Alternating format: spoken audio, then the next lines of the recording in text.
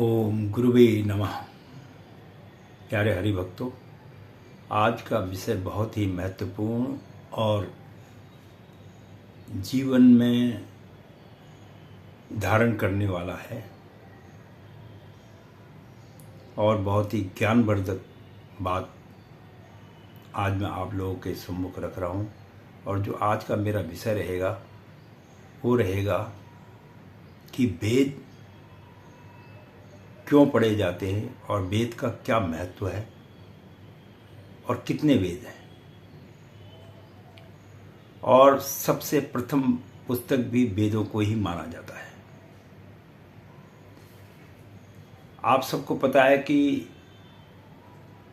वेद 4 किस्म के होते हैं, जिसमें सर्वप्रथम है ऋग्वेद, यजुर्वेद, सामवेद और अथर्ववेद। ये 4 वेद हैं जिन्हें ऋषि वेद व्यास जी ने लिखा था। और ऋग्वेद में जो है आपके 10,552 श्लोक है, सामवेद में 2000 हैं और यजुर्वेद में 2000 हैं। और इसके अलावा जो वेद है, अथर्ववेद के अंदर में 5,977 श्लोक है। तो टोटल चारों वेदों में जो श्लोक है वो है 20,529 श्लोक। अब ये तो हमारे वेदों के विषय में हमने आपको थोड़ी सी जानकारी दी है। अब हम चलते हैं कि ऋग्वेद, सबसे जो पहला वेद माना जाता है वो ऋग्वेद माना जाता है। ऋग्वेद के अंदर में क्या है? तो वैसे तो ऋग्वेद की ये पुस्तक मैं आपको दिखाना चाह रहा हूँ। ये है ऋग्वेद का, इतनी बड़ी पुस्तक है ये। तो ये नहीं है कि मतलब खाली हवाई में ही बात नहीं होनी चाहिए।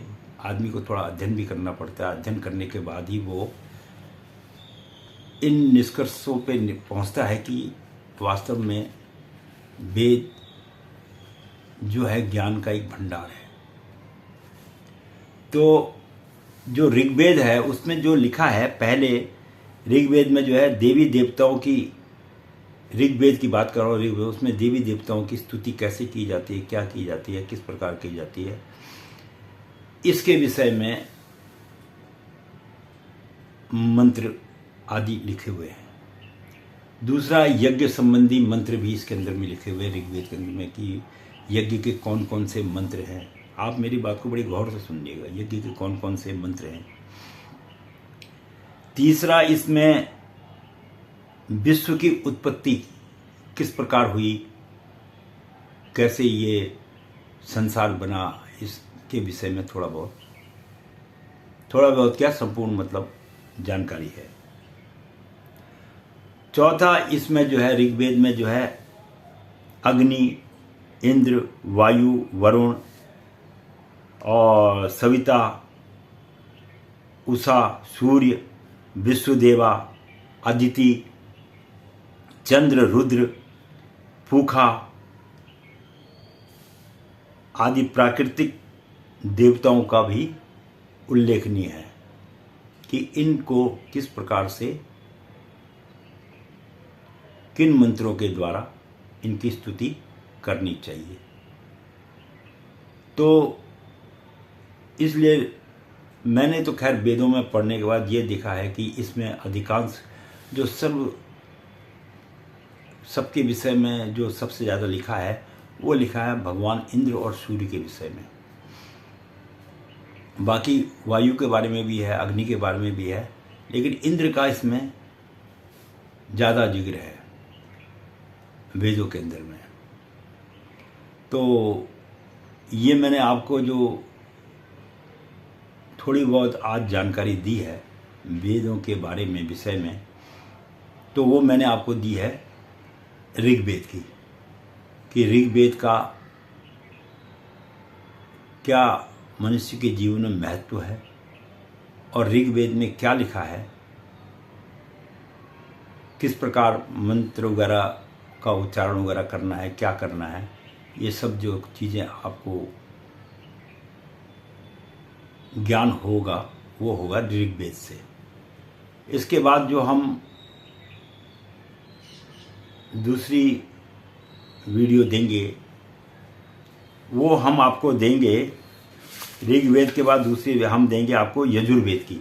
यजुर्वेद के बारे में इसके बाद जो है दूसरा वीडियो मिलेगा आपको, क्योंकि एक वीडियो में थोड़ा लंबा हो जाता है, इसलिए जो है हम इसको 4 पार्टों में चारों विषयों के बारे में बताएंगे कि आने और जो दूसरे वेद हैं उनके अंदर में क्या है, क्या उसके अंदर में उन्होंने मनुष्य के लिए ज्ञान दिया है।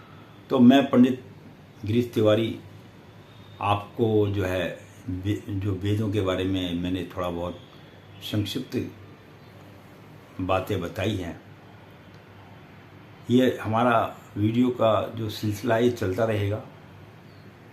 और एक ही दिन में अगर सारी बातें बता दी जाए तो ना तो आप लोगों के पास इतना समय है, आप लोगों का समय बड़ा अमूल्य है।